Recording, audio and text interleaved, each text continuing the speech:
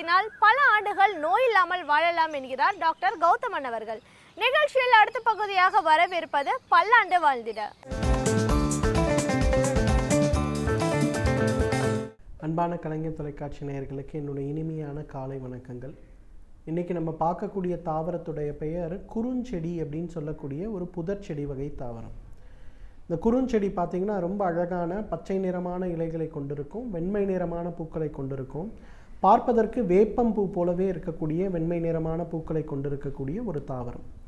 இந்த குறுஞ்செடி பார்த்திங்கன்னா இன்றைக்கு நேஷ்னல் ஹைவேல சென்னையிலேருந்து பெங்களூர் போகிற வரையிலும் எல்லா அந்த நடுவில் இருக்கக்கூடிய அந்த இன்டர்மீடியனில் பார்த்திங்கன்னா இந்த குறுஞ்செடி ஒரு அழகுக்காக வைத்திருக்கக்கூடிய ஒரு தாவரமாக இருக்கிறது. இந்த குறுஞ்செடியை பொறுத்தவரையிலும் இதோட சிறப்பு குணம் என்னென்னா, இந்த தாவரத்துடைய இலைகளை பறித்தாலோ அல்லது கிளைகளை உடைத்தாலோ பார்த்திங்கன்னா அந்த பகுதி முழுவதும் ஒரு அழுகிய வாடையை உருவாக்கக்கூடிய செடி இந்த குறுஞ்செடி. அதனால தான் பார்த்திங்கன்னா பெரும்பாலும் ஆடு மாடுகள் இந்த குறுஞ்செடி பக்கத்திலே போகாது. ஈவன் பூக்கள் ரொம்ப அழகாக இருந்தால் கூட யாரும் பறிக்க கூட மாட்டார்கள். அதனால தான் நிறைய இடங்களில் செடி புதர் வைக்கக்கூடிய இடங்கள்லாம் வந்து தோட்டக்கலையிலே பார்த்திங்கன்னா இந்த குறுஞ்செடியை மட்டும் சூஸ் பண்ணி அதை வைக்கிறாங்க. இந்த குறுஞ்செடியுடைய மருத்துவ குணம் அப்படின்னு பார்த்திங்கன்னா, இன்றைக்கு கண்டமாலை அப்படின்னு சொல்லுகின்ற ஒரு பாரம்பரிய நோய். இன்றைக்கு கண்டமாலை அப்படின்னு சொல்லக்கூடிய நோயை பார்த்திங்கன்னா இன்றைக்கு நம்மளுடைய மாடர்ன் மெடிசனில் ஹைப்போதைராய்டிசம் அப்படின்னு சொல்கிறாங்க. இந்த கண்டமாலை அப்படின்னு சொல்லக்கூடிய நோய்க்கு நல்ல தீர்வளிக்கக்கூடிய ஒரு மருந்து இந்த குறுஞ்செடி. கழுத்தில் இருக்கக்கூடிய தைராய்டு சுரப்பி வீங்க ஆரம்பித்து அந்த வீங்குகிறது கழுத்தை சுற்றி ஒரு மாலை போட்டது போல ஒரு வீக்கத்தை உண்டாக்கக்கூடிய அந்த நோய்க்கு தான் கண்டமாலை அப்படிங்கிறது பேர்.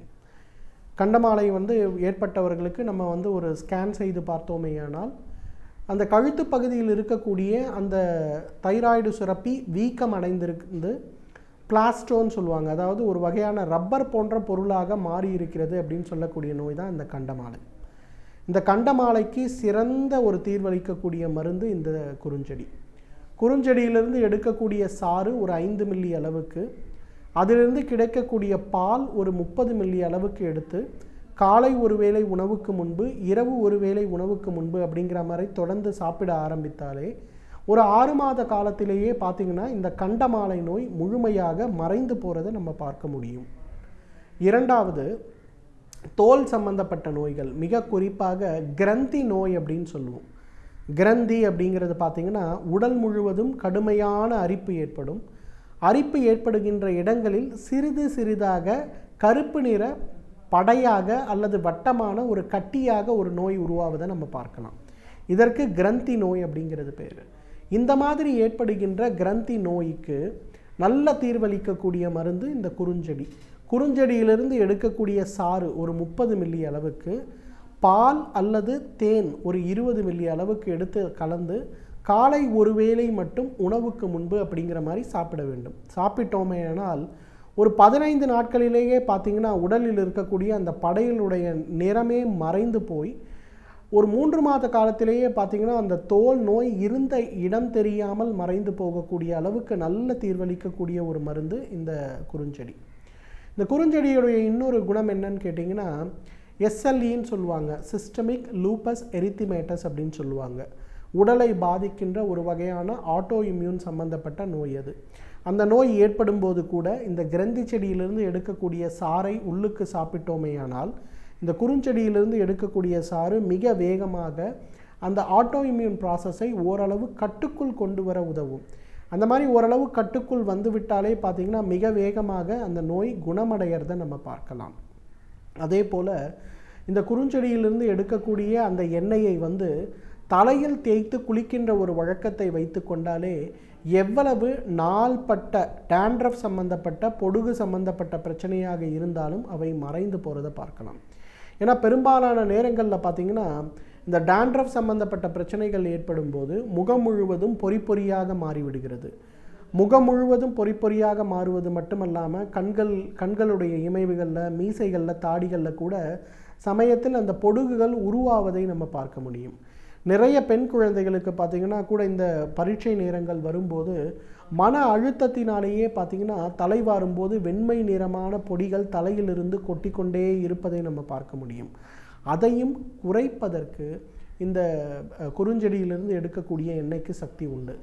பாரம்பரிய மருத்துவத்தில் பொதுவாக என்ன பண்ணுவாங்கன்னா, பால் ஒரு 100 மில்லி, நல்லெண்ணெய் அல்லது தேங்காய் எண்ணெய் ஒரு 500 மில்லி, இந்த குறுஞ்செடியிலிருந்து எடுக்கக்கூடிய சாறு வந்து ஒரு 20 மில்லி, இவை அனைத்தையும் ஒன்றாக பாத்திரத்திலிட்டு லேசான நெருப்பில் கொதிக்க வைத்து தைலபாகம் ஆகும் வரை அதை வைத்து அதன் பிறகு அதை குளிர்வித்து வடிகட்டி எடுக்கக்கூடிய அந்த ஒரு எண்ணெயை பொடுகு நோய் இருந்தாலும் சரி, பேன் நோய் இருந்தாலும் சரி, அல்லது தலையில் அரிப்பை ஏற்படுத்துகின்ற எந்த வகையான பிரச்சனையாக இருந்தாலும் தேய்த்து குளிக்க செய்கின்ற ஒரு வழக்கம் நாம் தொடர்ந்து பார்க்கின்ற ஒரு வழக்கம்.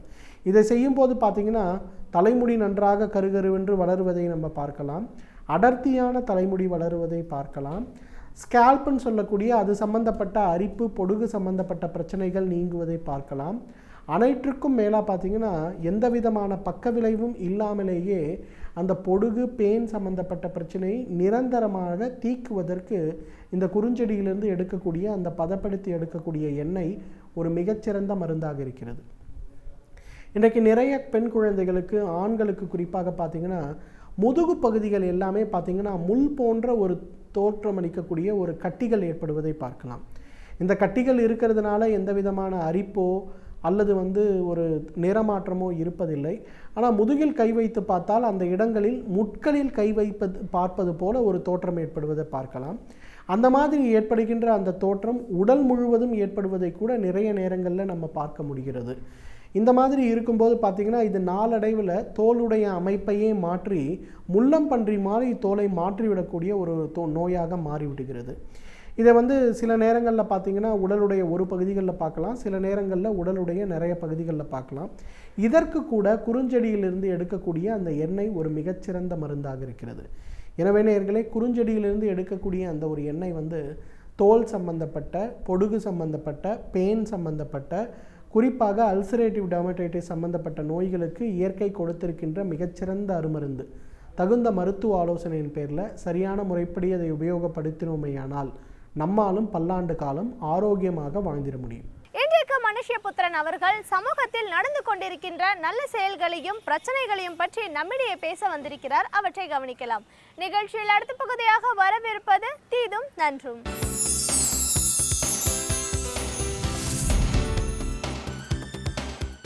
வணக்கம் நண்பர்களே, இன்னும் ஒரு இனிய காலை பொழுதில் தீதும் நன்றும் நிகழ்ச்சியில் உங்களை சந்திப்பதில் மிக்க மகிழ்ச்சி அடைகிறேன்.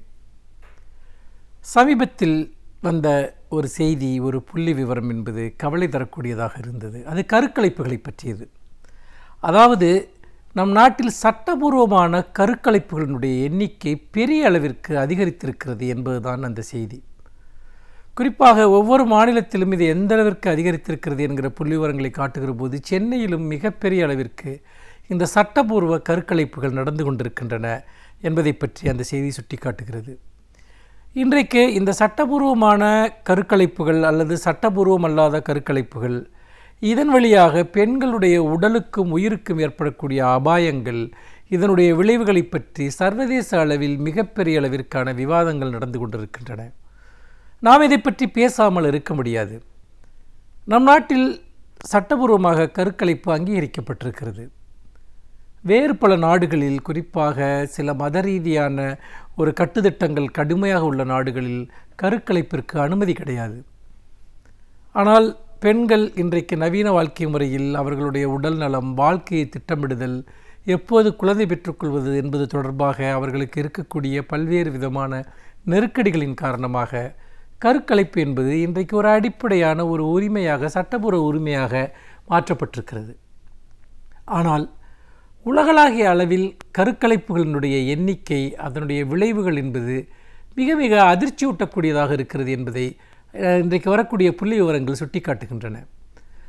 குறிப்பாக உலகம் முழுக்க இன்றைக்கு நடக்கக்கூடிய கருக்கலைப்புகளில், அதாவது ஒரு ஆண்டிற்கு 4,40,00,000 கருக்கலைப்புகள் உலகம் முழுக்க நடக்கின்றன. நன்றாக நினைத்து பாருங்கள், 4,40,00,000 கருக்கலைப்புகள். அதில் பாதிக்கும் மேற்பட்டவை உயிருக்கு ஆபத்தானவை, உயிராபத்திற்கான ரிஸ்க் உள்ளவை என்று மருத்துவ ஆய்வாளர்கள் சுட்டி காட்டுகிறார்கள். அதாவது கிட்டத்தட்ட பாதி பெண்கள், 2 கோடி பெண்களுக்கு மேல் ஒரு ஆண்டில் உலகம் முழுக்க இன்றைக்கு உயிரை பணயமாக வைத்து இந்த கருக்கலைப்பு என்கிற ஒரு ஒரு மிகப்பெரிய ஒரு சோதனைக்கு ஆளாகிறார்கள் என்பதை நாம் மனதில் கொள்ள வேண்டும். இதில் பார்க்க வேண்டிய முக்கியமான ஒரு விஷயம் என்னவென்றால், கருக்கலைப்பின் போது உலகம் முழுக்க ஒரு ஆண்டில் இறந்து போகிற பெண்களினுடைய எண்ணிக்கை எவ்வளவு தெரியுமா? சுமார் 70,000. 70,000 பெண்கள் பாதுகாப்பற்ற கருக்கலைப்புகளின் மூலமாக இறந்து போகிறார்கள். அதிலும் முக்கியமாக பல கிராமப்புற மருத்துவர்கள் அல்லது மிகவும் தவறான மருத்துவ சிகிச்சை முறைகளை பயன்படுத்தி இந்த கருக்கலைப்புகள் செய்யப்படுகிற போது பெரும்பாலும் அது பெண்களுக்கு உயிராபத்தில் விடுவதாகவோ அல்லது அவர்களை நீண்டகால நோயாளிகளாக மாற்றுவதாகவோ இருப்பதை நாம் பார்க்கிறோம். இதெல்லாம் சட்டபூர்வமற்ற கருக்கலைப்புகளினுடைய ஒரு புள்ளி விவரம். ஆனால் சட்டபூர்வமான கருக்கலைப்புகளிலும் கூட ஒரு குறிப்பிட்ட காலகட்டத்திற்கு மேல் பெண்களுடைய உயிருக்கு ஆபத்து ஏற்படக்கூடிய ஒரு சந்தர்ப்பங்கள் இருக்கின்றன என்பதுதான் மருத்துவ ரீதியான உண்மை. இருந்தும் கூட பெண்கள் அதற்கு ஆட்படுகிறார்கள். இவ்வளவு தூரம் இன்றைக்கு கருக்கலைப்புகள் அதிகரிப்பதற்கான ஒரு முக்கியமான காரணம் என்ன? இதை நாம் யோசிக்க வேண்டும். பல நேரங்களில் திருமண வாழ்க்கையில் ஏற்படக்கூடிய முறிவு என்பது, அதாவது ஒருவர் திருமண வாழ்க்கையை தொடங்கிய சிறிது காலத்தில் அவர்கள் பிரிந்து போய்விடக்கூடிய அல்லது பிரிந்து சென்று விடலாம் என்கிற எண்ணம் வந்து அந்த சமயத்தில் ஒரு பெண் கருவுற்றால் பெரும்பாலும் அந்த குழந்தை பிறப்பது என்பது தங்களுக்கு ஒரு மிகப்பெரிய சிக்கலை ஏற்படுத்தும் என்பதால் கருக்கலைப்பு செய்து கொள்ளக்கூடிய பெண்கள் ஏராளமாக இருக்கிறார்கள். ஏனென்றால் இன்றைக்கு ஒரு பொருந்தாத திருமணங்களை நீடித்திருக்க வேண்டிய அவசியம் இல்லை என்கிற ஒரு நிலை இன்றைக்கு உருவாகிவிட்ட பிறகு குழந்தைகளை எப்போது ஒரு நல்ல ஒரு மன வாழ்க்கையின் வழியாகத்தான் குழந்தைகள் ஒரு குடும்பத்திற்குள் வர வேண்டும் என்கிற ஒரு நிலை ஏற்பட்டிருக்கிறது.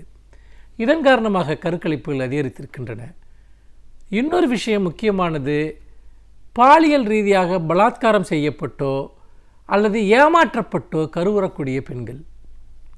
அப்படி பலாத்காரம் செய்யப்பட்டு அல்லது ஏமாற்றப்பட்டு கருவுற்று பிறகு அந்த கருக்களை கலைப்பதற்காக வரக்கூடிய பெண்களுடைய எண்ணிக்கை, இளம்பெண்களுடைய எண்ணிக்கை மிகப்பெரிய அளவிற்கு அதிகரித்திருக்கிறது என்று புள்ளி விவரங்கள் கூறுகின்றன. இது ஒரு சமூகத்தை பற்றிய ஒரு மிகப்பெரிய ஒரு அபாயமணி என்பதில் எந்த சந்தேகமும் கிடையாது. அப்படி இருக்கிற போது அவர்கள் சட்டபூர்வமான வழிமுறைகளையும் பல சமயங்களில் நாட முடியாமல் அவர்கள் இதுபோன்ற இரகசியமான கருக்கலைப்புகளுக்கு அல்லது முறையற்ற கருக்கலைப்புகளுக்கு அவர்கள் ஆட்படக்கூடிய ஒரு சூழல் ஏற்படுகிறது. அந்த வகையில் கருக்கலைப்பு தொடர்பான சட்டங்களை நாம் இன்னும் எளிமைப்படுத்த வேண்டும். அப்படி பாதிக்கப்படுகிற பெண்களுக்கு உதவ வேண்டும் என்கிற ஒரு நிலையும் இருக்கிறது. மூன்றாவதாக மிக முக்கியமான விஷயம் விழிப்புணர்வின்மை என்பது. இன்றைக்கு பாதுகாப்பான ஒரு பாலியல் உறவு தொடர்பான பல விஷயங்கள் இன்றைக்கு உருவாகிவிட்ட பிறகும் கூட பாதுகாப்பற்ற வகையில் இது போன்ற பாலியல் உறவுகளில் ஈடுபடக்கூடியவர்கள், விளைவுகளை பற்றி கவலைப்படாத வகையில் ஈடுபடக்கூடியவர்கள், இதனால் பெருமளவிற்கு பாதிக்கக்கூடியவர்கள் பெண்களாக இருக்கிறார்கள், பாதிக்கப்படக்கூடியவர்கள் பெண்களாக இருக்கிறார்கள். அப்படிப்பட்ட ஒரு சூழ்நிலையில் இன்றைக்கு பெண்களுக்கு இதை பற்றிய ஒரு மிகப்பெரிய அளவிற்கு விழிப்புணர்வை ஏற்படுத்த வேண்டியிருக்கிறது. ஏனென்றால் ஒரு பெண் சந்தர்ப்பவசத்தால் கருவுற்றுவிட்டால் அது உண்மையிலேயே அவருடைய சமூக வாழ்க்கையை மட்டுமல்ல, அவருடைய உடல்நலம், உயிர் அனைத்திற்குமே ஒரு அபாயத்தை ஏற்படுத்தக்கூடிய ஒரு சூழலில் பாதுகாப்பான உடலுறவு முறைகள் தொடர்பாகவும் அதே சமயத்தில் தன்னை பாதுகாத்துக் கொள்வது தொடர்பாகவும் நாம் ஒரு மிகப்பெரிய அளவிற்கான விழிப்புணர்ச்சியை சமூகத்தில் ஏற்படுத்த வேண்டும். ஆனால் துரதிர்ஷ்டவசமாக நாம் என்ன நினைக்கிறோம் என்று சொன்னால், இதையெல்லாம் நாம் சமூகத்தில் பரவலாக்கினால் ஒழுக்கக்கேடுகள் அதிகரித்துவிடும் அல்லது பாலியல் உறவிற்கு எல்லோருமே சுலபமாக தயாராகி விடுவார்கள், திருமணமாகாதவர்கள் எல்லாம் என்றெல்லாம் ஒரு கற்பனையான பயம் உருவாக்கப்படுகிறது. உண்மை அதுவல்ல. ஒரு மனிதர் அது ஒரு மிகவும் உணர்வுபூர்வமான இது போன்ற விஷயங்களில் அவர்கள் தன்னைத்தானே பாதுகாத்துக் கொள்வதற்கும் நெறிப்படுத்திக் கொள்வதற்கும் சேர்த்தது தான் ஒரு பாலியல் கல்வி என்பது, ஒரு விழிப்புணர்ச்சி என்பது. அப்படி இருக்கிற போது அதை நாம் பாலியல் கல்வி என்று கூட சொல்வது தவறு, ஒரு உடல்நலக் கல்வி என்று சொல்வது தான் நாம் பொருத்தமாக இருக்கும். உடலை பாதுகாத்துக் கொள்வது, உடலை நாம் விளைவுகளுக்கு ஆட்படாமல் பாதுகாத்துக் கொள்வது, அது நோய் தொற்றுகளிலிருந்து தொடங்கி கருவுறுதல் வரைக்குமான பல்வேறு நிலைகளில் நமக்கு ஒரு பெரிய விழிப்புணர்வை இளைஞர்களிடம் ஏற்படுத்த வேண்டியிருக்கிறது. ஆனால் துரதிர்ஷ்டவசமாக நம்முடைய சமூகத்தில் எல்லா பக்கமும் பாலியல் ரீதியான தூண்டுதல்கள் பரவலாக இருக்கின்றன. பாலியல் கிளர்ச்சி என்பது பரவலாக இருக்கிறது. ஆனால் பாலியல் அறிவு என்பது எங்குமே இல்லை, உடல்நலம் சார்ந்த அறிவு என்பது எங்குமே இல்லை. இதுதான் துரதிர்ஷ்டவசமானது. அப்படி இருக்கிற போது மேலை நாடுகளில் இருப்பது போல பாலியல் விழிப்புணர்வு, பாலியல் கல்வி இது போன்ற விஷயங்களை நாம் பரவலாக்க வேண்டும். அப்படி ஆக்குவதன் வழியாக தேவையில்லாமல் கருவுறுவது அல்லது பொருந்தாத சமயத்தில் கருவுறுவது, விபத்தை போல கருவுறுவது, அதன் பிறகு அந்த கருக்களை கலைக்கிற, மனதை துயரமூட்டக்கூடிய, உயிருக்கு ஆபத்து விளைவிக்கக்கூடிய செயல்களை செய்வதிலிருந்து நாம் விடுபடலாமே. தந்தை பெரியார் சொன்னார், பெண்களை ஒரு கட்டத்தில் ஒரு பெண் விடுதலைக்கு கருவறை கதவை சாத்துங்கள் என்று சொன்னார். எவ்வளவு அது ஒரு தீர்க்க தரிசனம் மிக்க பார்வை. ஆக பெண்கள் உண்மையில் தங்களுடைய வாழ்க்கையில் அவர்கள் தங்களுடைய லட்சியங்களை, இலக்குகளை அடைய வேண்டும் என்றால், வாழ்க்கையில் எந்த தருணத்தில் தாங்கள் குழந்தைகளை பெற்றுக்கொள்ள வேண்டும் என்பதை அவர்கள் முடிவு செய்ய வேண்டும் என்று சொன்னால், அவர்களுக்கு உண்மையில் கருவுறுதல் தொடர்பாக அல்லது பாதுகாப்பான உறவுகள் தொடர்பாக அவர்களுக்கு ஒரு மிகப்பெரிய விழிப்புணர்வு ஏற்படுத்தப்பட வேண்டும். அது பள்ளி கல்லூரிகளில் தொடங்கி சமூகத்தின் எல்லா மட்டங்களிலும் மனத்தடை இல்லாமல் அந்த கல்வியை, அந்த விழிப்புணர்ச்சியை நாம் கொண்டு செல்ல வேண்டும். அப்போதுதான் இதுபோன்ற லட்சக்கணக்கில் நடக்கக்கூடிய இந்த கருக்கலைப்புகளை தடுத்து நிறுத்த முடியும் என்று சொல்லி மீண்டும் இன்னும் ஒரு புதிய சிந்தனையோடு உங்களை சந்திக்கிறேன். நன்றி, வணக்கம். இன்றைக்கு நாம் சந்திக்கவிருக்கும் சிறப்பு விருந்தினர் அவரின் துறையை பற்றி என்ன பயனுள்ள தகவல்களை நம்மிடையே பகிர்ந்து கொள்ள வந்திருக்கிறார் என்பதை கவனிக்கலாம். நிகழ்ச்சியில் அடுத்த பகுதியாக வரவிருப்பது சிறப்பு விருந்தினர்.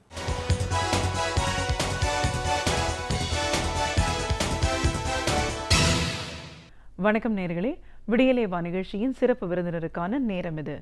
இன்றைய சிறப்பு விருந்தினர் கல்வியாளர் செவாலியர் டாக்டர் டி வீரமணி.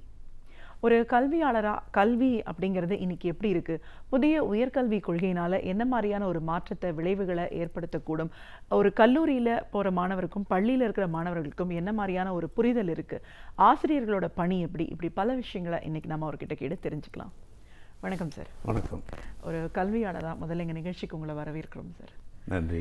கல்வியாளர் அப்படின்னு நம்ம சொல்லும்போது நீங்கள் ஒரு அடிப்படையில் ஒரு கல்வி உருவாக்கியிருக்கீங்க, கல்வி நிறுவனம் நடத்திட்டுருக்கீங்க. இன்றைக்கி நிறைய மாணவர்களுக்கு பல விஷயங்களை சொல்லிக் கொடுக்குறீங்கன்றதை தாண்டி பல ஆசிரியர்களை உருவாக்குற பணியும் சிறப்பாக செஞ்சிட்ருக்கீங்க. உங்களோட பார்வையில் இன்றைக்கி கல்வியோட தரம், அதோட கொள்கைகள் எப்படி இருக்குது, ஆசிரியர்கள் மாணவர்கள் இவங்களுக்கு இடையிலான புரிதல்கள் எப்படி இருக்குது, ஒரு நல்ல மாணவர் உருவாகணும் அப்படின்னா என்ன மாதிரியான ஒரு விஷயங்கள், மாற்றங்கள் ஒரு கல்வியாளராக இதில் ஏற்படுத்தணும்னு நீங்கள் நினைக்கிறீங்க, இப்படி பல விஷயங்களை எங்கள் நேயர்களோட முழுமையாக பகிர்ந்துக்கணும் சார். இனி இந்த 5 ஆண்டுகளை பொறுத்த வரைக்கும் தமிழகத்தில் கல்வி கொள்கை அப்படிங்கிறதும் கல்வியோட தரம் எப்படி இருக்குன்னு உங்களோட பார்வையிலேருந்து நம்ம பேச ஆரம்பிக்கலாம். அதாவது இந்த 5 ஆண்டுகளில் கல்வியினுடைய தரம், மாணவர்களுடைய தேர்ச்சி விகிதம் உயர்ந்திருக்கிற வழிய கல்வியினுடைய தரம் மிக குறைந்து காணப்படுது. அதுக்கு காரணம் முன்பெல்லாம் ஆசிரியர்களுடைய கட்டுப்பாட்டுக்குள்ளே மாணவர்கள் படித்தாங்க. இப்போ அந்த கட்டுப்பாடு ஆசிரியர்களுக்கு கிடையாது, மாணவர்களுக்கும் கிடையாது. அதனால் பெற்றோர்களுக்கும் ஒரு மாணவர் இப்போ படிப்பில் குறைவாக இருந்தால் ஃபெயில் ஆகிடுவான் அப்படிங்கிற ஒரு பயம் இருந்ததுனால அவங்க அக்கறை எடுத்துக்கிட்டு அவங்கள கொஞ்சம் பயிற்சி கொடுத்தாங்க. இப்போ ஆல் பாஸுங்கிற ஒரு நிலை வரும்போது அது மாதிரி பையன் ஃபெயிலாக போகிறது இல்லைங்கிற போது படிக்கணுங்கிற ஒரு பயிற்றுவிக்கணுங்கிற அவசியமும் பெற்றோர்களுக்கும் இல்லாத ஒரு நிலை இருக்குது. இதனால் கல்வித்தரம் மிகவும் ஒரு பின்தங்கி இருக்குங்கிறது தான் என்னுடைய கருத்து. கடந்த 5 ஆண்டுகளில் இப்போ இந்த 3 பருவங்களாக பிரித்து புத்தகங்கள் வழங்குகிறத பாட சுமையை குறைக்கணுங்கிறதுக்காக பண்ணதுனால புத்தகங்கள் கிடைக்கிறதுல நிறைய காலதாமதம் வர்றதுனாலையும், மாணவர்களுக்கு 1 மாதத்திற்கு பின்னர் கூட புத்தகம் கிடைக்கிறதுனாலையும் கல்வித்தரம் ஆசிரியர்கள் பயிற்றுவிப்பில் நிறைய சங்கடங்கள் வந்திருக்குது. அது புத்தகங்கள் காலத்தோடு கிடைக்கிறதுக்கு அரசாங்கம் சரியான நடவடிக்கை எடுக்க வேண்டியது ஒரு முக்கியமான விஷயமா இருக்குது. அப்போது தான் அவங்களுக்கு அந்த பாட தேர்வுகளை முறையாக பயிற்றுவித்து அவங்கள ஒரு தேர்வுக்கு தயார்படுத்த முடியும். அதனால் ஒட்டு மொத்தமாக நீங்கள் சொல்ல போனீங்கன்னாக்கா கல்வி தரத்தை பொறுத்த வரைக்கும் சற்று பின்தங்கி இருக்குங்கிறது தான் என்னுடைய தாழ்மையான கருத்து. அதுக்கப்புறம் இன்னும் முக்கியமான கல்வியாளர் அப்படிங்கிற முறையில் சமச்சீர் கல்வி முறை அப்படிங்கிறது திமுக ஆட்சி காலத்து தலைவர் கலைஞர் அவர்களால் கொண்டு வரப்பட்டது. அதை நடைமுறைப்படுத்தக்கூடாதுன்றதுக்காக பல போராட்டங்கள் நடந்தாலும் இன்னைக்கு அது நடைமுறைப்படுத்தப்பட்டிருக்கு. அதோட பயனை பார்க்கக்கூடிய ஒரு கட்டத்தில் நம்ம இருக்கோம். சமச்சீர் கல்வி முறை ஏன் அவசியமாக இருக்குது, இதோட பயன்பாடு முழுமையாக யாருக்கு போய் சேர்ந்துருக்கு? அதாவது சமச்சீர் கல்விங்கிறது இப்போ இந்தியாவை பொறுத்த வரைக்கும் குறிப்பாக தமிழ்நாட்டில் கிராமங்கள் அதிகமாக இருக்கிற ஒரு நிலை. அது அரசு பள்ளிகள் தான் கிராமங்களில் அதிகமாக இருக்கிற ஒரு நிலையும் இருக்குது. இப்போ இந்த சமச்சீர் கல்வி முறை கொண்டு வந்ததுனால தான் கிராமப்புறத்தில் இருக்கிற மக்களும் ஒரு அதிக அளவில் மதிப்பெண் எடுத்து உயர்கல்வி பெறுவதுக்கோ மேல்நிலை கல்வி பெறுவதுக்கோ ரொம்ப ஒரு உதவியாக இருக்குது. இந்த சமச்சீர் கல்வி இருக்கிறதுனால தான் இன்றைக்கி கிராமத்தில் நிறைய மாணவர்கள் கல்லூரி நோக்கி வந்து படிச்சுக்கிட்டு இருக்கிறாங்க.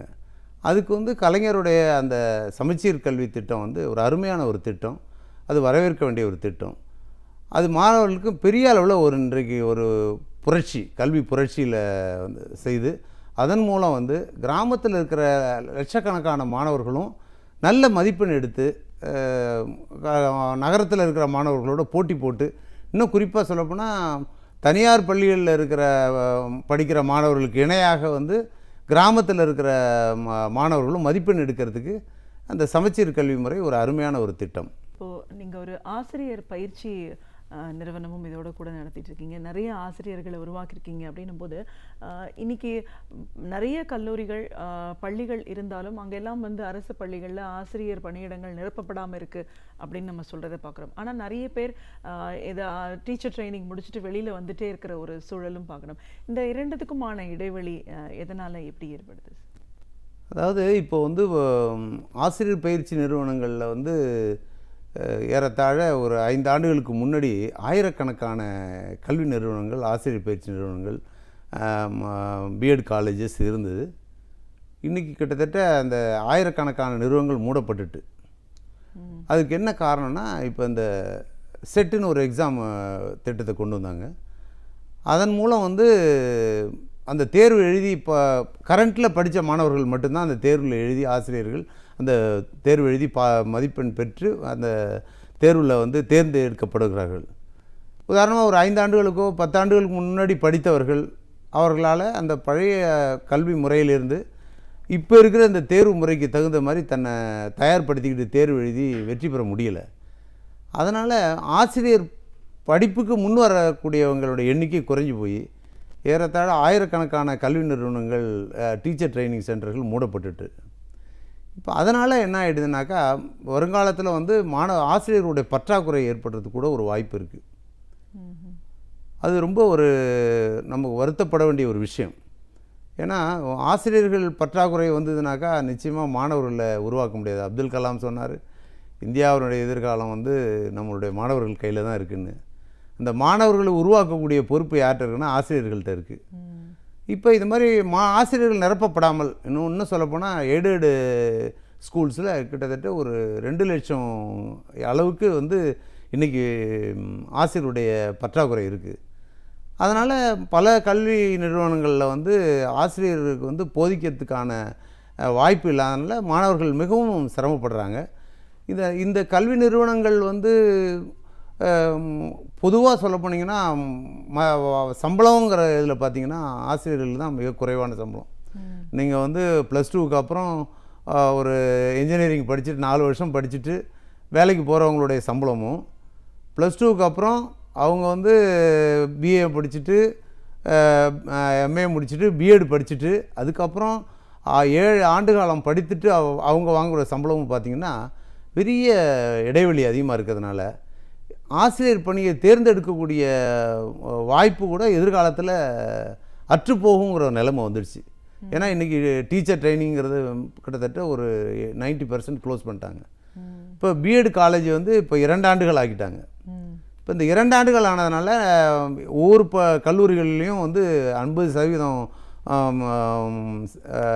இடங்கள் மட்டும்தான் மாணவர்கள் படிக்கிறாங்க, ஆசிரியர் மாணவர்கள். அதனால் இந்த நிலைமை தொடர்ந்துன்னா ஆசிரியர் பற்றாக்குறையே வரதுக்கான ஒரு பெரிய ஒரு அபாயகரமான நிலை இருக்குது. நம்ம ஆரம்பத்திலே இந்த கல்வி தரம்ன்ற ஒரு விஷயத்தை பற்றி பேசணும். ஒரு நல்ல மாணவரை உருவாக்கக்கூடிய ஒரு முக்கியமான ஒரு பொறுப்பு வந்து வீட்டில் பெற்றோர்கள் அப்படின்னா அதுக்கு அடுத்த நிலையில் ஆசிரியர்கள் கையில் தான் இருக்குது. இன்றைக்கி இருக்கிற ஒரு கல்வி முறையிலையும் சரி, பயிற்சி முறையிலையும் சரி, ஆசிரியர்களுக்கும் மாணவர்களுக்குமான தொடர்புங்கிறது எப்படி இருக்குது? அதாவது ஆசிரியர், பெற்றோர், ஆசிரியர், மாணவர்கள், இதுதான் வந்து ரேஷியோ. அந்த ஒரு மாணவனை படிக்குவதில் பெற்றோர்களுக்கு அதிக பொறுப்பு, அடுத்த ஆசிரியர்களுக்கு, அதுக்கடுத்து மாணவர்கள்னு சொல்லுவாங்க. இன்றைக்கி வந்து 8ஆம் வகுப்பு வரை வந்து ஆல் பாஸ் அப்படிங்கிற ஒரு நிலைமை வர்றதுனால முதல் பொறுப்பு எடுத்துக்க வேண்டிய பெற்றோர்களுக்கு அந்த பொறுப்பு இல்லாமல் போயிடுது. இரண்டாவது, ஆசிரியர்களுக்கு அந்த பொறுப்பை அவங்க எடுத்துக்கணுன்னா இப்போ இருக்கிற சட்டத்திட்டங்கள் மாணவர்களை கட்டுப்படுத்தக்கூடிய அந்த சக்தி வந்து ஆசிரியர்கள் கிடையாது. அப்போது வந்து ஆசிரியர்களும் அந்த பொறுப்பை வந்து முழுமையாக செய்ய முடியல. இதுக்கு அடுத்தபடியாக வர வேண்டிய மாணவர்கள் ஆல் பாஸுங்கிறதுனால அவங்களும் படிக்கிறதில்ல. இப்போ இதனால் பார்த்திங்கன்னா, இப்போ என்னுடைய கல்வி நிறுவனத்தில் நான் வந்து ஒரு 3 மாதங்களுக்கு ஒரு முறை ஒரு ரிவ்யூ பண்ணும்போது ஏறத்தாழ ஒரு 40% மாணவர்கள் அடிப்படை இல்லாமல் போயிடுறாங்க. இதே துறை வந்து மற்ற பள்ளிகளில் வந்து நான் தனியார் பள்ளியினுடைய மாவட்ட அமைப்பினுடைய தலைவராக இருக்கிறதுனால இதே நிலைமை மற்ற பள்ளிகள்லையும் அதான் இருக்குது. இப்போ அந்த மாதிரி தெரியாத மாணவர்களை திரும்பவும் இப்போ நாங்கள் என்ன பண்ணுறோம்னாக்கா ஒரு 3 மாதத்துக்கு ஒரே ரிவ்யூ பண்ணி அவங்களுக்கு என்னென்னலாம் தெரியல, உதாரணமாக ஒரு 5ஆம் வகுப்பு படிக்கிற மாணவனுக்கு ஆனாவன தெரியலையா, ஏபிசிடி தெரியலையா, காங்காச்சா தெரியலையா, அதில் டேபிள் தெரியலையாங்கிறத வந்து திரும்பவும் ஒரு வகுப்பறையில் வச்சு பயிற்சி கொடுத்து திரும்பவும் அனுப்ப வேண்டியா இருக்குது. முன்பெல்லாம் அந்த நிலைமை கிடையாது. ஒரு முறை படிக்கும்போதே மாணவர்கள் வந்து அந்த ஃபெயில் ஆகணும் ஒரு பயம் இருக்கிறதுனால அவங்க வந்து ஒரு கட்டுப்பாடோடு படித்தாங்க. பெற்றோர்களும் ஃபெயில் ஆகிடக்கூடாதுங்கிறதுக்காகவே மாணவர்களை கொஞ்சம் பயிற்சி கொடுத்தாங்க.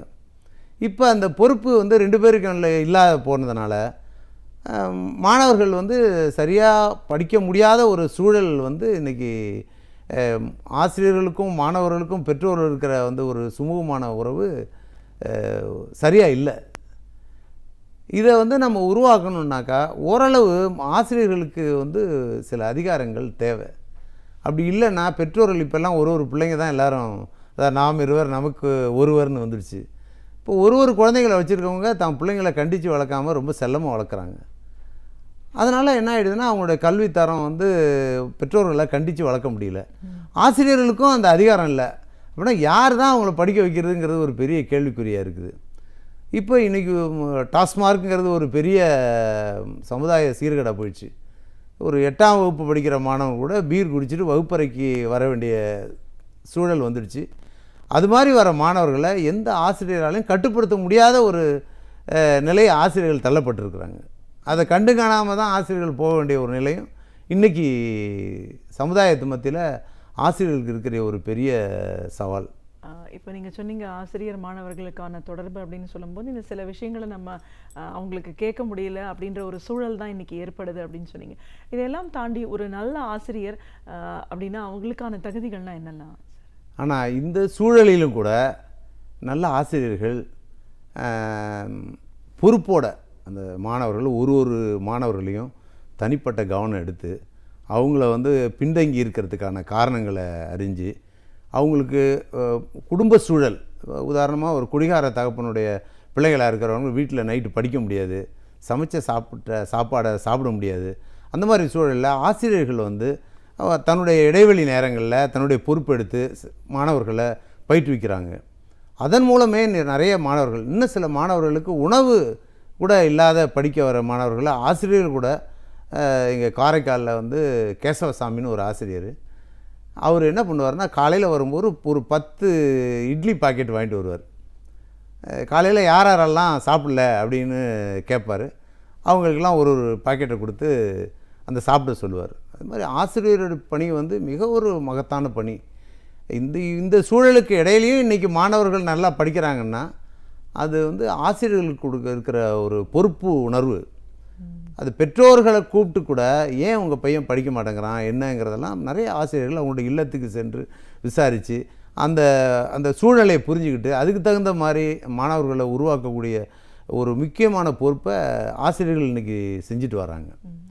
அதன் மூலமும் வந்து நிறைய மாற்றங்கள், பெற்றோர்களால் செய்ய முடியாத பல சாதனைகளை வந்து ஆசிரியர்கள் தன்னுடைய பொறுப்பில் எடுத்துக்கிட்டு சில அதிகாரங்களுக்கு இல்லைன்னா கூட அவங்க வந்து அதையும் பொருட்படுத்தாமல் அதிக அக்கறையோடு இன்றைக்கி வந்து பண்ணுறதுனால தான் ஓரளவு கல்வித்தரம் வந்து ஓரளவு சிறப்பாக இருக்குதுன்னு சொல்ல முடியும்.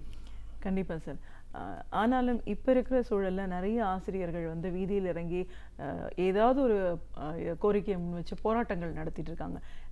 ஒரு ஆசிரியராக கல்வியாளராக இதை எப்படி பார்க்குறீங்க சார்? அதாவது மற்ற அலுவலகங்கள் பணிபுரிகிறவங்களுக்கும் ஆசிரியர்களுக்கும் ஒரு வித்தியாசம் இருக்குது. உதாரணமாக இன்றைக்கி ஒரு அலுவலகத்தில் பணிபுரியவர் இன்றைக்கி அந்த வேலையை செய்ய முடியலைன்னா நாளைக்கு உட்காந்து அந்த வேலையை இன்னும் ஒரு கூடுதலான நேரம் எடுத்து செஞ்சிடலாம். ஆனால் ஆசிரியர்களுக்கு அந்த வாய்ப்பு கிடையாது. அவங்க இன்றைக்கி இந்த பாடத்தை இந்த வேலையில் போதிக்கணுங்கிறத போதிக்காமல் விட்டுட்டாங்கன்னா நாளைக்கு அவங்களுக்கு அந்த நேரம் கிடைக்காது. அதனால் ஆசிரியர்கள் வந்து அந்தந்த குறிப்பிட்ட நேரத்தில் குறிப்பிட்ட பாட வேலையில் அவங்களுடைய கடமையை சிறப்பாக செய்தால் மட்டும்தான் அப்படி இருக்கும்போது நீங்கள் மற்ற அலுவலகங்கள் இருக்கிறவங்களுக்கு பார்த்திங்கனாக்கா பல்வேறுபட்ட சலுகைகள் வழங்கப்படுது. ஆனால் ஆசிரியர்களுக்கு மட்டும் அது மாதிரி சலுகைகள் இல்லாததுனால ஆசிரியர்கள் வந்து தெருவுக்கு வந்து போராட வேண்டிய ஒரு நிலை ஏற்பட்டிருக்கு. ஏன்னா இந்தியாவினுடைய எதிர்காலம் வகுப்பறையில் நிர்ணயிக்கிறது அப்படின்னு சொல்லி ஜவஹர்லால் நேரு சொன்னார். அந்த வகுப்பறை நல்லா இருக்கணும்னா ஆசிரியர்கள் வந்து சிறப்பாக இருக்கணும். அது குறிப்பாக வந்து கலைஞர் காலத்தில் தான் அந்த ஆசிரியர்களுக்கு மிக குறைந்த ஊதியம் வாங்கிட்டு இருந்த ஆசிரியர்கள்லாம் அவருடைய காலங்களில் அதிக அளவு சம்பளம் உயர்த்தி கொடுத்து செஞ்சுருக்கிறாங்க. இன்றைக்கி இருக்கிற விலைவாசி மற்றதை பார்க்கும்போது மற்ற பணிகளில் இருக்கிறவங்கள விட ஆசிரியர்களுக்கு வந்து சம்பளம் குறைவானது தான். அது இன்னும் அதிகமாக கொடுத்தா அவங்க இன்னும் சிறப்பாக செய்கிறதுக்கு ஒரு நல்ல ஒரு வாய்ப்பாக அமையும்னு நினைக்கிறேன். இப்போ கல்வித்தரம் நமக்கு வந்து உயரணும்னா இப்போ பல பள்ளிகளில் வந்து ஆசிரியர் பற்றாக்குறையினால் ஒரு வகுப்பறையில் 70 மாணவர்கள் 80 மாணவர்கள் கூட படிக்கிறாங்க. நிச்சயமாக அந்த 70 மாணவர்களை ஒரு ஆசிரியர்களால் பயிற்றுவிக்கிறது ரொம்ப கஷ்டம். அதனால் 30 மாணவர்களுக்கு ஒரு ஆசிரியர் அப்படிங்கிற அந்த ரேஷியோவில் இன்னும் அதிகமாக ஆசிரியர்கள் நியமித்தால் இன்னும் ஒரு சிறப்பான ஒரு கல்வியை மாணவர்களுக்கு கொடுக்க முடியும். ஏன்னா குறிப்பாக பார்க்க போனீங்கன்னா அரசு பள்ளிகளில் வந்து நிறைய மாணவர்கள் இருக்கிறாங்க, ஆசிரியர் பற்றாக்குறை நிறைய இருக்குது. அதன் மூலம் வந்து ஒரு நீங்கள் பொது தேர்வில் கூட பார்த்திங்கனாக்கா கேள்வித்தாள்கள் தயாரிக்கும் போது வந்து மிக எளிய முறையில் தயாரிக்கிறாங்க. என்ன காரணம்னா அரசு பள்ளிகளில் நிறைய பள்ளிகளில் ஆசிரியர் பற்றாக்குறை இருக்கிறதுனால அந்த மாணவர்கள் எல்லாமே அந்த கேள்விக்கு பதில் அளிக்கணுங்கிற ஒரு கட்டாயமும் அரசாங்கத்துக்கு இருக்கிறதுனால எளிமையாக தயார் பண்ணுறாங்க. இன்னும் கொஞ்சம் ஆசிரியர்கள் பற்றாக்குறை இல்லாமல் பண்ணினோம்னா நிறைய இன்னும் கல்வி தரம் உயரும். இன்னும் ஒரு சிறப்பான நல்ல ஒரு அறிவுபூர்வமான ஒரு கல்வியை நம்ம வந்து கிராமப்புற மக்களுக்கு கொடுக்க முடியும். இப்போ அந்த போட்டி உணர்வுங்கிறது வந்து கிராமப்புற மக்கள்கிட்ட கல்வியில் நிறைய வந்திருக்குது. ஆனால் அதுக்கான களம்ங்கிறது வந்து உங்களுக்கு ஆசிரியர் பற்றாக்குறை தான் வந்து ஒரு பெரிய குறையாக இருக்குது. அது வந்து அரசாங்கம் வந்து நிறைய ஆசிரியர்களை வந்து போடணும். ஒரு 30 மாணவர்களுக்கு ஒரு ஆசிரியருங்கிற ஒரு நிலையை அரசாங்கம் முடிவெடுக்கணும். அப்போ வந்து நிச்சயமாக ஒரு தரமான கல்வியை கொடுக்க முடியும். இன்றைக்கி நடைமுறையில் எப்படி இருக்குது, கல்வியோட தரம் எப்படி இருக்குது, ஆசிரியர் மாணவர்களுக்குமான தொடர்பு நம்ம பேசும்போது எதிர்காலத்தில் நல்ல ஒரு சமுதாயத்தை ஒரு ஆரோக்கியமான ஒரு சூழலை நம்ம உருவாக்கணும் அப்படின்னு நினச்சோம்னா என்ன மாதிரியான ஒரு மாற்றங்கள் கல்வித்துறையில் வரணும்னு நீங்கள் எதிர்பார்க்குறீங்க? இப்போ பார்த்திங்கன்னா வெளிநாடுகளில் வந்து நாம் போய் பார்க்கும்போது உலக அளவில் நம்ம இந்தியர்கள் குறிப்பாக தமிழர்கள் வந்து வேலை செய்கிற இடங்கள்லாம் போய் பார்க்கும்போது அவங்களுக்கு வந்து நல்ல திறமை உள்ளவர்களாகவும் ஆற்றல் உள்ளவர்களாகவும் அவர் கல்வி அறிவு உள்ளவர்களாகவும் அவங்க வந்து மதிக்கப்படுறாங்க. அது நிறைய இடங்களை நம்ம போய் பார்க்குறோம். அந்த நிலை நம்ம மேலும் தொடரும்னா அந்த தரமான கல்வியை நம்ம எப்போதும் போல் கொடுத்து கொண்டு வந்தால்தான் நம்ம தமிழ்நாட்டு மக்களுடைய எதிர்காலம் இன்னும் சிறப்பாக இருக்கும்.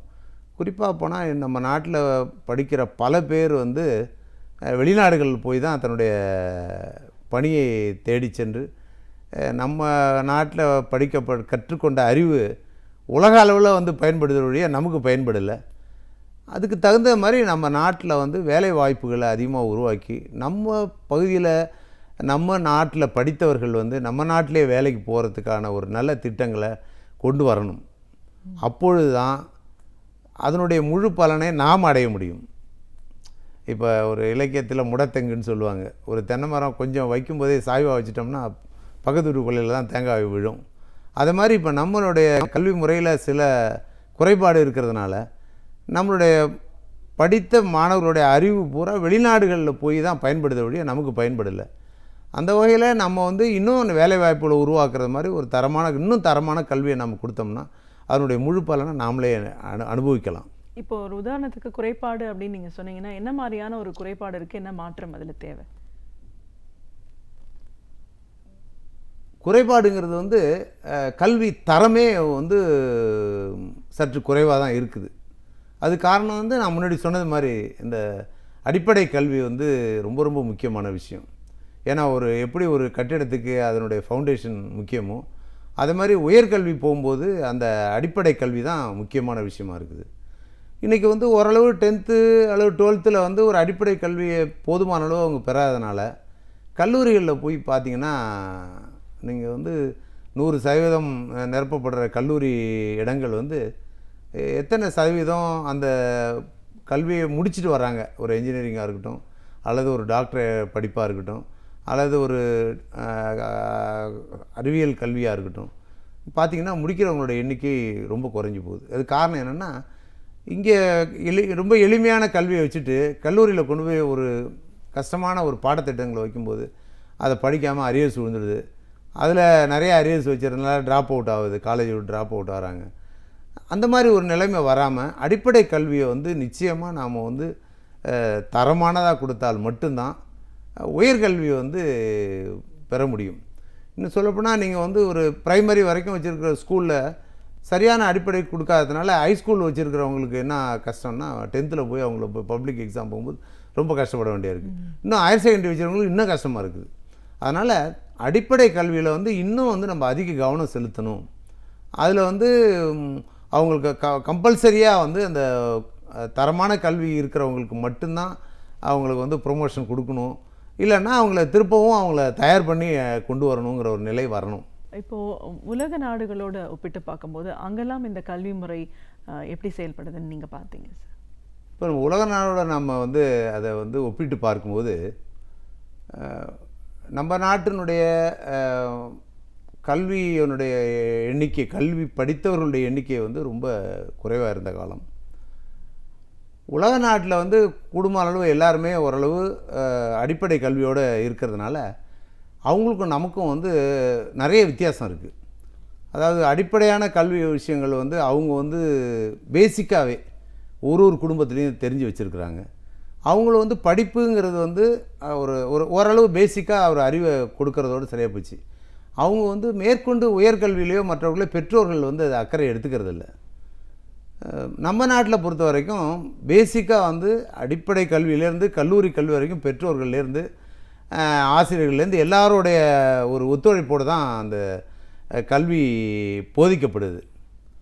அந்த மாதிரி ஒரு நிலையில் பார்க்கும்போது உலக நாட்டில் வந்து அவங்களுடைய கல்வி வந்து ஓரளவு அறிவை வளர்த்துக்கிறதுக்கு தான் அடிப்படையாக இருக்கிறாங்க.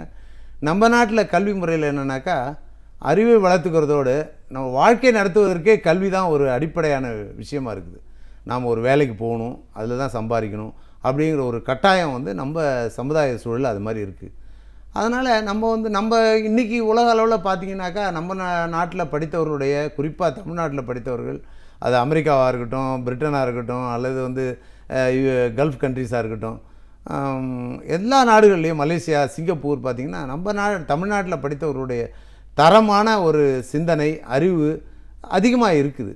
அதனால் அவங்களுக்கு வந்து படிப்புங்கிறது வந்து ஒரு பொழுதுபோக்கு, நமக்கு வாழ்க்கையே படிப்பு தான்.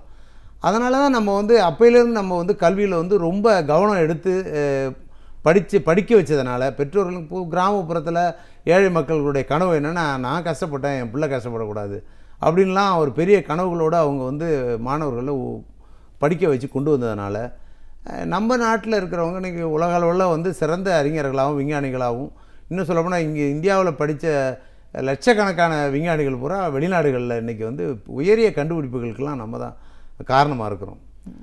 அந்த வகையில் வந்து நமக்கு வந்து கல்விங்கிறது வந்து ஒரு ஆதாரமான விஷயம்.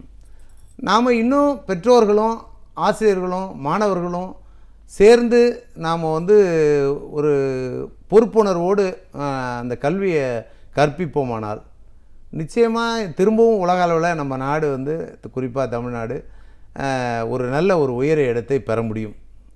அதுக்கு வந்து சில அடிப்படையான விஷயங்கள் நான் முன்னாடி சொன்னது மாதிரி மாணவர் ஆசிரியர் ரேஷியோ உயர்த்தணும், அதிகப்படியான ஆசிரியர்களை நியமிக்கணும்.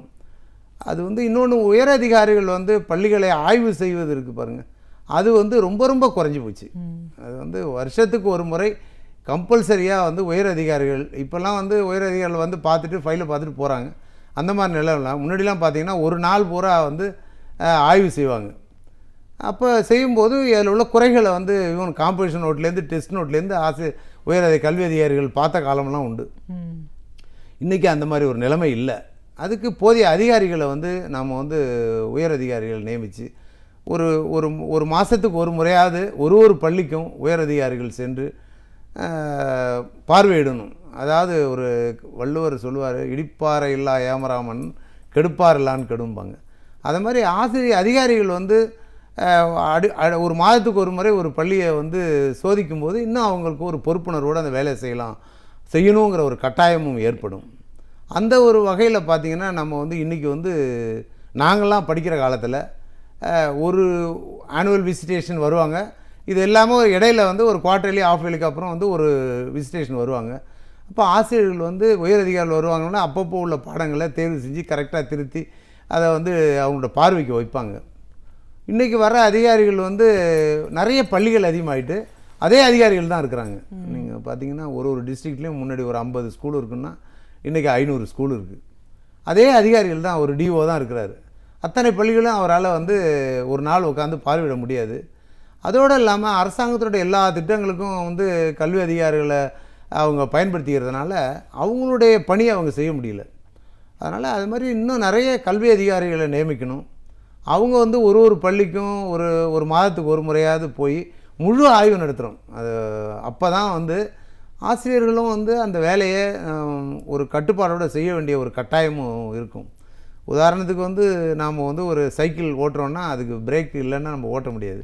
அதே மாதிரி ஆசிரியர்கள் இருக்கிறாங்களா, அவங்களையும் கட்டுப்படுத்துறதுக்கு உயர் அதிகாரிகள் போதிய அளவில் அரசாங்கம் நியமிச்சாக்கா நிச்சயமாக கொஞ்சம் பொறுப்பு குறைவாக இருக்கிற ஒரு சிலர் கூட பொறுப்பாக செயல்படுறதுக்கு ஒரு வாய்ப்பு அமைஞ்சதுன்னா இன்னும் சிறப்பான ஒரு கல்வியை நமக்கு கிடைக்கும்.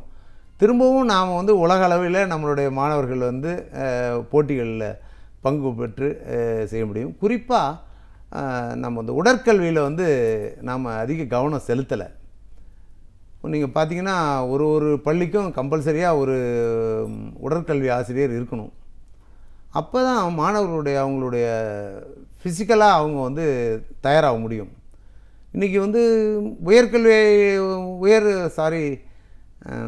உடற்கல்வி ஆசிரியர்கள் இல்லாத பள்ளிகள்னு பார்த்திங்கன்னா நாங்களாம் படிக்கிற காலத்தில் craft teacher, music teacher, tailoring teacher இப்படிலாம் வந்து உடற்கல்வி ஆசிரியர் இந்த மாதிரி ஆசிரியர்கள்லாம் இருந்தாங்க. இப்போ இதெல்லாம் நியமிக்கிறதே கிடையாது. ஏன்னா கல்வி எஜுகேஷன் அப்படிங்கிறதுக்கு என்ன டெஃபினேஷன், கலெக்டிவ் ஆஃப் இன்ஃபர்மேஷன் அப்படின்னு சொல்கிறாங்க. அந்த கலெக்டிவ் ஆஃப் இன்ஃபர்மேஷனுங்கிற வெறும் புத்தகத்தை படித்து அதுக்குள்ளே விடை எழுதுறது மட்டும் வந்து கல்வி அல்ல. அவங்களுக்கு வந்து ஆர்ட் தெரியணும், நடனம் தெரியணும், பாட்டு தெரியணும், விளையாட்டு தெரியணும், இத்தனையும் வேணும். இப்போ இன்றைக்கி வந்து அதுக்கான வாய்ப்புகள் சுத்தமாக கிடையாது. நீங்கள் கிராஃப்ட் டீச்சர் போடுறது கிடையாது, மியூசிக் டீச்சர் கிடையாது, டெய்லரிங் டீச்சர் கிடையாது. அப்போ மாணவர்கள் வந்து வெறும் புத்தகத்தை படித்து அதை அப்படியே வாமிட் பண்ணிட்டு போகிற நிலை தான் இருக்குது. ஏன்னா அவங்களுக்கு வந்து பல திறமை வரணும். நான் சொன்னது மாதிரி கலெக்டிவ் ஆஃப் இன்ஃபர்மேஷனுக்கு எல்லா வகையான அறிவும் அவங்களுக்கு இருக்கணும். இப்போது ஒரு பாட்டுன்னா அதை பற்றி வந்து நடனம், கிராஃப்ட்டு, உடற்கல்வி இது மாதிரி பல விஷயங்களை வந்து மாணவர்களுக்கு நாம் வந்து அடிப்படையான கல்விங்கிறதே அதுதான்.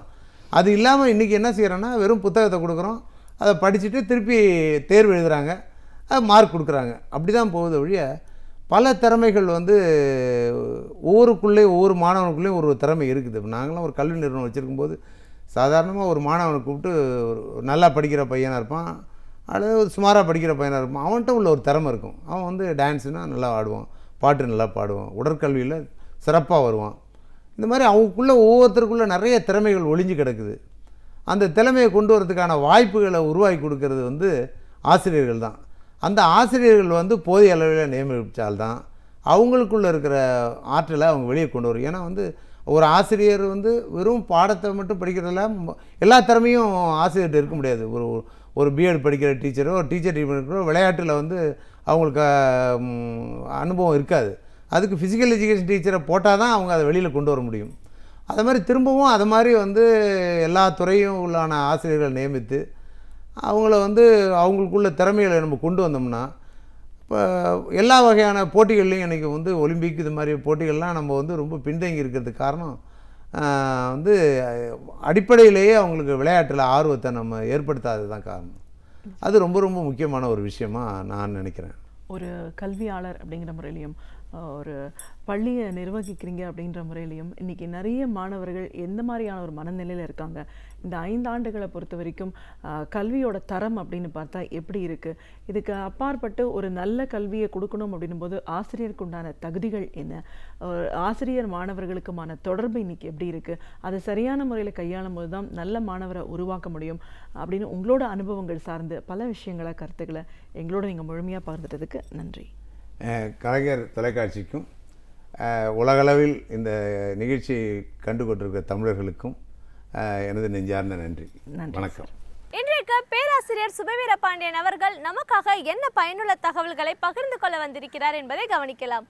நிகழ்ச்சியில் அடுத்த பகுதியாக வரவிருப்பது ஒன்றை சொல் நன்றை சொல்.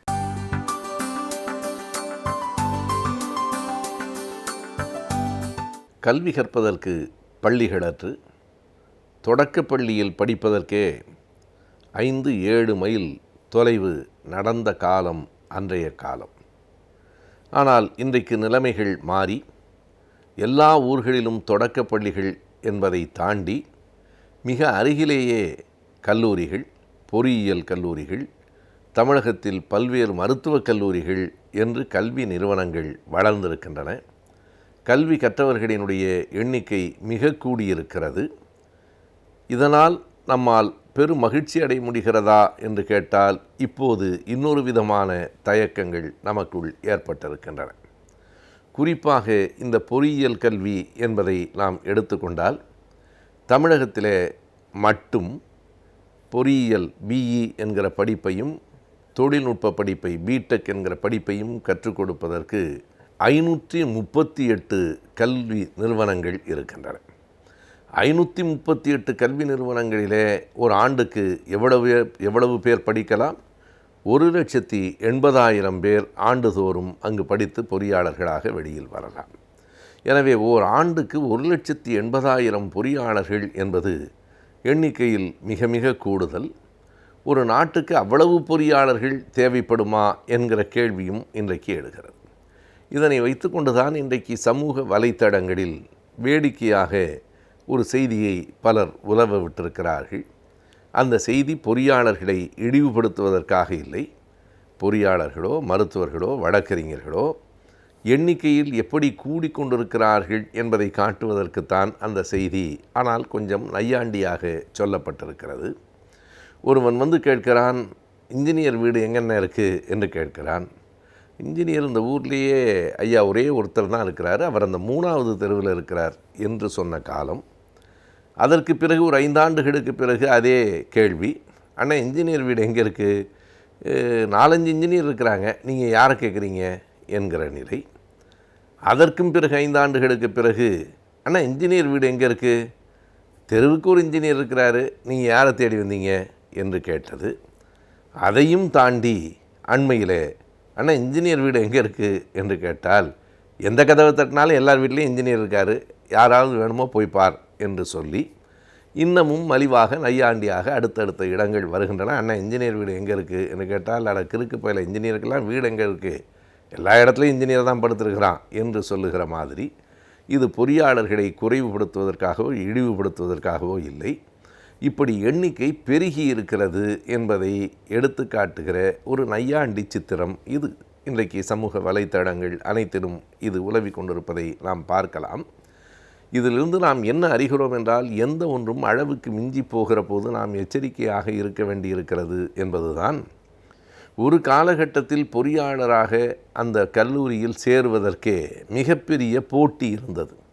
இன்றைக்கு மாணவர்களை அடைப்பதில் போட்டி வந்து கொண்டிருக்கிறதோ என்று எண்ண தோன்றுகிறது. புள்ளி விவரங்கள் நமக்கு அப்படித்தான் சொல்லுகின்றன. சென்ற ஆண்டு 1,80,000 இடங்களுக்கு வந்த விண்ணப்பங்கள் 1,75,000 மட்டும்தான். பொதுவாக நாம் பார்க்கலாம், ஓரிடத்தில் 10 இடங்கள் வேலை காலியாக இருக்கின்றன என்று சொன்னால் ஒரு 1000 பேராவது விண்ணப்பம் போடுவார்கள். இப்படி 1க்கு 10ஆக 100ஆகத்தான் விண்ணப்பங்கள் வந்து சேரும். ஒரு கல்லூரியிலே 50 பேர் தான் படிப்பதற்கு இடம் இருக்கிறது என்றால் 500 பேராவது விண்ணப்பங்களை அளிப்பார்கள். ஆனால் போன ஆண்டு 1,80,000 இடங்கள் இருக்கிற போது 1,75,000 விண்ணப்பங்கள் வந்தன. இந்த ஆண்டு 1,80,000 இடங்கள் இருக்கிற போது வந்து சேர்ந்திருக்கிற விண்ணப்பங்களே 1,40,000 தான். 27ஆம் தேதி, கடந்த 27ஆம் தேதி விண்ணப்பங்களுக்கான இறுதி நாள் முடிந்ததற்கு பிறகு, அதுவும் கடைசி நாளில் மட்டும் 20,000 விண்ணப்பங்கள், அவற்றையும் சேர்த்து 1,40,000 விண்ணப்பங்கள் தான் வந்திருக்கின்றன.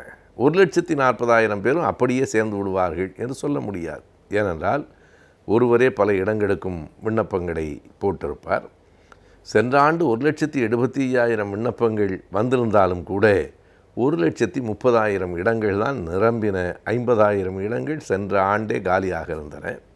இந்த ஆண்டு விண்ணப்பங்களே 140 என்றால் 1,00,000 பேர் தான் சேருவார்கள். ஏறத்தாழ 80,000 இடங்கள் பாதிக்கு பாதி காலியாக இருக்க போகிற நிலைமை வர இருக்கிறது என்பதைத்தான் இந்த புள்ளி விவரங்கள் நமக்கு காட்டுகின்றன.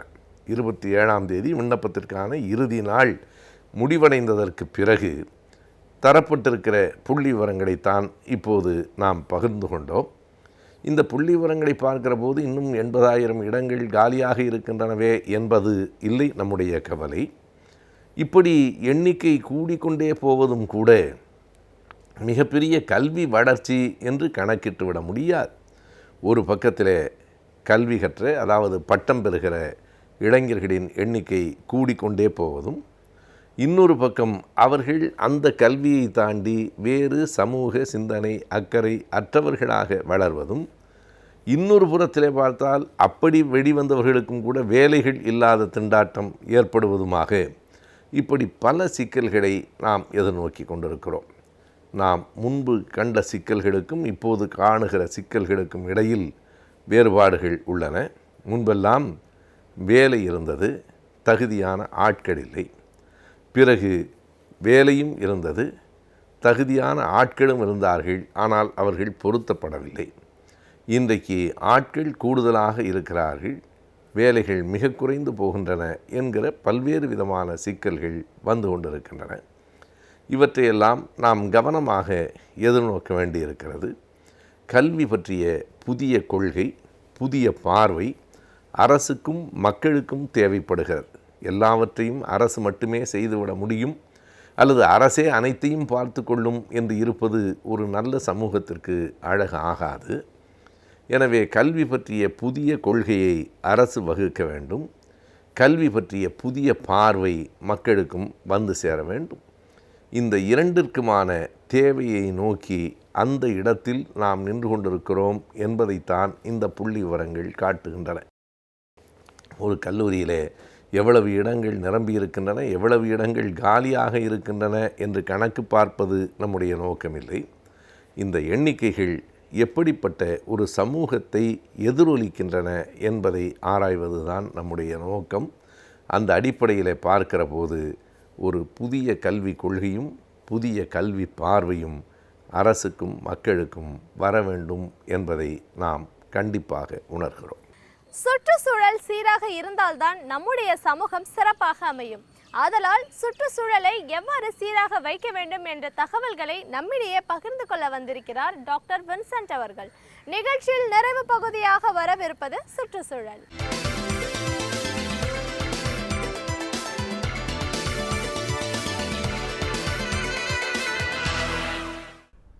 நம்முடைய சுற்றுச்சூழலை எவ்வாறு பாதுகாப்பாக வைத்துக்கொள்வதற்கு பல விஷயங்கள் நம்ம பேசிக்கொண்டு வருகிறோம்.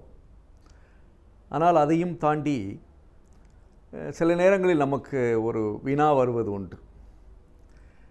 எவ்வளவு செய்தும் கூட நம்முடைய சுற்றுச்சூழலை ஒரு சுத்தமாக வைத்துக்கொள்ள நம்மளால் முடியவில்லையே என்ற ஒரு கூற்று எல்லார் மனதிலுமே இருக்கிறது. ஏனென்றால் இன்றைக்கு கூட பல விழிப்புணர்வுகளை தாண்டி, பல முயற்சிகளை தாண்டி இன்னும் நம்முடைய சுற்றுச்சூழல் ஒரு சுத்தமாக இருக்கிறதா என்று பார்க்கிற பொழுது அது பல கேள்விகளை எழுப்பிக் கொண்டிருக்கிறது. ஏனென்றால் நம்ம எங்கு சென்றாலும் குப்பைகள் இருக்கிறது, நம்ம எங்கு பார்த்தாலும் பொல்யூஷன் என்று சொல்லப்படுகிற அந்த மாசு இருக்கிறது. இதையெல்லாம் அடிப்படையாக வைத்து பார்க்கிற பொழுது எளிதாக நாம் புரிந்து கொள்கிற அளவிற்கு நாம் சில விஷயங்களை இப்பொழுது பேசியாக வேண்டும். ஏனென்றால் எவ்வளோ முயற்சி எடுத்தால் கூட நம்முடைய சுற்றுச்சூழல் இன்னும் சீர்பட்டதாக நமக்கு நம்முடைய கண்களுக்கும் நிதர்சனமாக இல்லை. அதன் அடிப்படையில் தான் இன்றைக்கு சுற்றுச்சூழல் சுத்தமாக இருப்பதற்கு நாம் என்ன செய்ய வேண்டும், அதற்கு நமக்கு என்ன புரிதல் இருக்க வேண்டும் என்று நாம் சற்று ஆராய்வது நல்லது. பொதுவாக நம்முடைய சுற்றுச்சூழலில் தேவையற்ற எந்த பொருள் இருந்தாலும் அது நம்முடைய சுற்றுச்சூழலை பாழடித்து கொண்டிருக்கிறது என்பதை நாம் உணர்ந்தாக வேண்டும். அதனால்தான் அது ஆங்கிலத்தில் சொல்வார்கள் அன்டிசரபிள் எலமெண்ட்ஸ். தேவைக்கு அற்ற தேவையில்லாத பொருட்கள் எத்தகைய சூழ்நிலையிலும் சுற்றுச்சூழலில் வந்து படுகிற பொழுது அது அந்த சுற்றுச்சூழலுக்கு பாதிப்பை ஏற்படுத்துகிறது. அதன் அடிப்படையில் இன்றைக்கு குப்பையை பற்றி அதனுடைய மேலாண்மையை பற்றி பல முயற்சிகள் நடைபெற்று கொண்டிருக்கிறது. ஆனால் இன்றும் குப்பைகள் கோபுரங்களாகத்தான் வளர்ந்து கொண்டிருக்கிறது. அது குறைந்த பாடில்லை. நகரத்தில் மட்டுமல்ல, கிராமத்தில் மட்டுமல்ல, நாம் செல்கிற எல்லா இடங்களிலும் குப்பைகள் மலைகள் போல் உயர்ந்து கொண்டு வருகிறது. அது காரணம் என்னவென்று பார்க்கிற பொழுது, நாம் உற்பத்தி செய்கிற வேண்டாம் என்று தள்ளுகிற விஷயங்கள் நாளுக்கு நாள் அதிகரித்து கொண்டு வருகிறது. அதிலும் 4 வகையான பொருள்கள் நம்முடைய சுற்றுச்சூழலை மிகவும் பாழடைத்து கொண்டிருக்கிறது. அதைத்தான் இன்றைக்கு நான் சொல்ல விரும்புகிறேன்.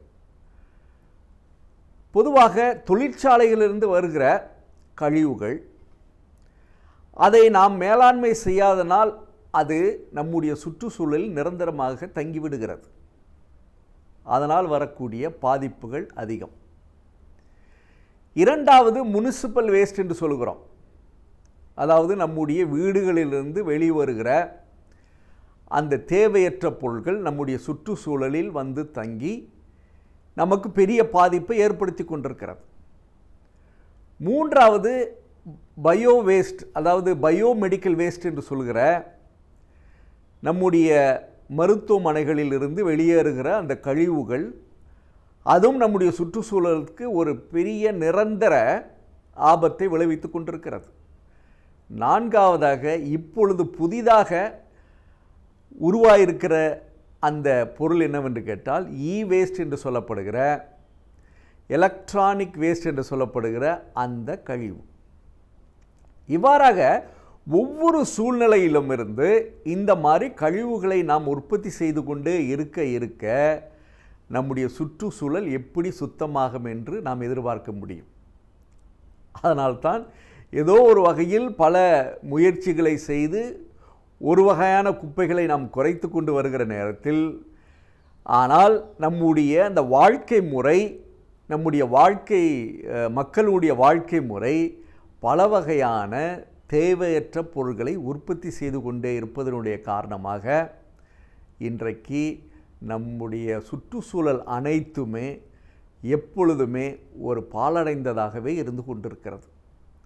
அங்கொன்று இங்கொன்றாக சில இடங்களை நாம் சுத்தமாக வைத்துக்கொண்டு அது மாதிரியாக காட்டிக்கொண்டிருக்கிறோம். ஆனால் அந்த மாதிரிகளை நாம் ரிப்ளிகேட் பண்ண வேண்டும் என்று சொல்வார்களே, அதை எப்படி முன்மாதிரியாக எடுத்துக்கொண்டு நம்முடைய வாழிடங்களை வைத்துக்கொள்ள வேண்டும் என்ற அந்த எண்ணம், அந்த சிந்தனை இன்று கூட நமக்கு வரவில்லை.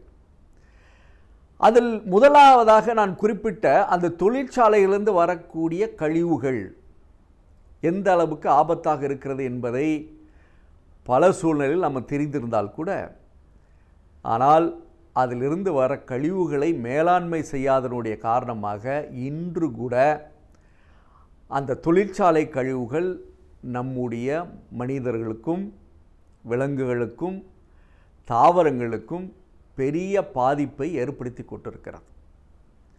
இன்றைக்கி நகரங்களிலோ அல்ல கிராமங்களிலோ அதனுடைய வெளிப்புறத்தில் செல்கிற பொழுது அல்லது தொழிற்சாலையை உள்ளடக்கிய இடங்களை பார்க்கிற பொழுது அங்கே சரியான முறையில் ஒரு ஆராய்ச்சி ரீதியாக நாம் பார்த்தோம் என்றால் அதனால் மக்களுக்கு பிரச்சனை வருகிறது. அதே நேரத்தில் விலங்குகள், தாவரங்கள். ஆனால் அதையும் தாண்டி அந்த தொழிற்சாலைகள் அதில் இருக்கிற அந்த குப்பைகளை, அது வருகின்ற கழிவுகளை மேலாண்மைப்படுத்துகிற பொழுது நிச்சயமாக அந்த தொழிற்சாலைகளால் நமக்கு எந்த பாதிப்பும் ஏற்படுவதில்லை. ஆனால்தான் தொழிற்சாலை வேண்டாம் என்று சொல்ல முடியாது. ஆனால் அந்த தொழிற்சாலையிலிருந்து வருகிற கழிவுகளை மேலாண்மைப்படுத்துகிற அந்த முறையை நாம் செய்கிற பொழுது நிச்சயமாக அந்த சுற்றுச்சூழல் சுத்தமாக இருக்கக்கூடிய வாய்ப்பு இருக்கிறது. இன்று கூட பல தொழிற்சாலைகளுக்குள் நுழைகிற பொழுது அது இருக்கிற அந்த ஒரு நல்ல சூழ்நிலையை பார்க்கிற பொழுது அங்கே அவர்கள் அமைத்திருக்கிற அந்த நல்ல சுற்றுச்சூழல் விஷயங்கள் நமக்கே ஆச்சரியமாக இருக்கிறது. ஆனால் இப்படிப்பட்ட ஒரு தொழிற்சாலையில் இருந்தால் நமக்கு தேவையற்ற பிரச்சனைகள் வருகிறது என்பதை நாம் பார்க்கிற பொழுது அதிலிருந்த வருகிற கழிவுகளை நாம் சரியான முறையில் மேன்மைப்படுத்தவில்லை என்பது நமக்கு இப்பொழுது தெரிகிறது. அடுத்து வீடுகளிலிருந்து வெளியேறுகிற அந்த கழிவுகள், அதற்கு பல முறையில் செக்ரிகேஷன் ஆஃப் வேஸ்ட் என்று சொல்வார்கள். ஒரு குப்பையை மக்கும் குப்பை, மக்காத குப்பை என்று நாம் பல நாள் சொல்லி கொண்டிருக்கிறோம். ஆனால் இன்று கூட அந்த முயற்சி நாம் வெற்றி பெறவில்லை. வீடுகளில் சொல்கிறோம், நீங்கள் குப்பைகளை எடுத்து குப்பை தொட்டியில் போடுவதற்கு முன்னாடி அதை மக்கும் குப்பை, மக்காத குப்பை என்று பிரித்து போடுங்கள் என்று நாம் சொல்லி வந்தால் கூட இன்று கூட அதற்கு சரியான ஒரு நம்பகத்தன்மை உள்ள ஒரு விடை நமக்கு கிடைக்கவில்லை. அதனால்தான் நகரங்கள், நான் ஏற்கனவே குறிப்பிட்டது போல, அங்கே இருக்கிற அந்த குப்பைகள் கோபுரங்களாக உயர்ந்து கொண்டு வருவதோடு இல்லாமல் நகரத்தில் வாழிடத்தை எந்த அளவுக்கு பாழடித்து கொண்டிருக்கிறது என்பதை நாம் அனைவருமே தெரிந்திருக்கிறோம். ஆனால் தான் அந்த மாதிரி குப்பைகளை எந்த அளவிற்கு ஒரு மேன்மைப்படுத்த வேண்டும், மேலாண்மைப்படுத்த வேண்டும் என்பதை நாம் கட்டாயம் தெரிந்து கொள்ள வேண்டும். மூன்றாவதாக இந்த பயோமெடிக்கல் வேஸ்ட் என்று சொல்கிறோம். அதிலிருந்து வருகிற குப்பையின் மூலம் ஏற்கனவே நான் குறிப்பிட்டிருக்கிறேன், பள்ளிக்கரணை போன்ற இடங்களில் ஒரு காலத்தில் அந்த குப்பைகள் அதிகமாக இருந்தது. அதனால் வந்த சுற்றுச்சூழல் சீர்கேடும், அதனால் மக்கள் பெற்ற அவதைகளும் பார்க்கிற பொழுது இன்று கூட சொல்லி முடியாது. அந்த அளவிற்கு அந்த பிரச்சனைகள் ஏற்பட்டது.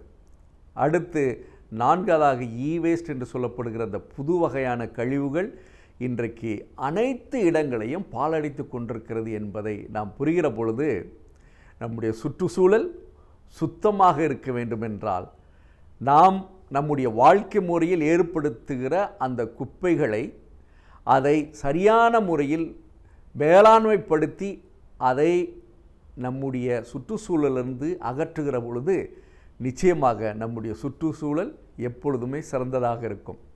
ஆனால் அதை செய்ய தவறுவதனுடைய காரணமாகத்தான் நாள்பட அது ஒரு பெரிய ஆபத்தை தரக்கூடிய, அதுவும் நகரங்களிலும் கிராமங்களிலும் பல நோய்களுக்கு காரணமாக இருக்கக்கூடிய ஒரு காரணியாக அதை மாறிவிடுகிறது என்பதை நாம் புரிந்து கொள்கிற பொழுது இதில் தொழிற்சாலைகளும் மக்களும் அல்லது அரசும் அனைவருமே இது ஒன்று இணைந்து இந்த குப்பைகளை நம்முடைய சுற்றுச்சூழலில் படாமல் பாதுகாத்து கொள்கிற பொழுது எப்பொழுதுமே இந்த சுற்றுச்சூழல் மிகவும் சிறப்பாக இருக்கும். அதன் மூலம் நமக்கு ஒரு சுத்தமான சுகாதாரமான ஒரு சுற்றுச்சூழல் நமக்கு அமைகிற பொழுது நம்முடைய வாழ்க்கையும் சுகமாகவும் இனிமையாகவும் இருக்கும்.